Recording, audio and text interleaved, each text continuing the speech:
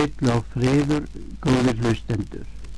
Árið 1950, sem heilagt ár, hefur verið óvenju viðburðaríkt.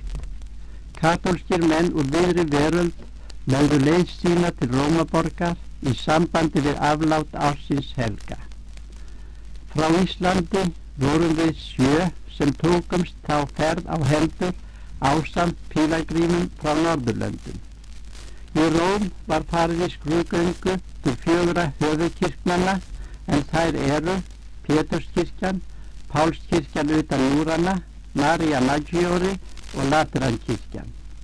Hinn heilagi faðir Píus Páfi XII hafði sérstaka áheyrnarmóttöku í Péturskirkjunni og kom þangað allur pílagrímaskarinn eins og gefur að skilja.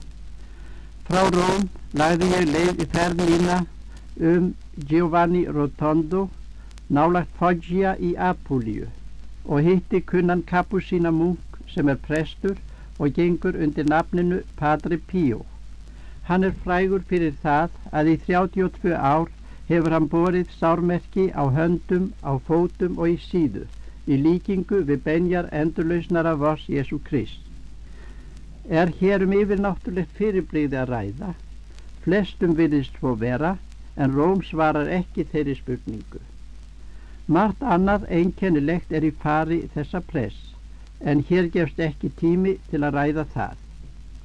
Hinn 1. nóvember þetta ár var uppnumning Maríu, sem undirstaðan að Maríumessu hinni fyrri, 15. ágúst, gjörða trúaratriði, en í yfirlýsingu páfans segir að hinn óflekkaða Guðsmóðir María ávallt mey hafi að loknu sínu jarneska æviskeiði verið uppnumin í himneska dýrð með sál og líkama.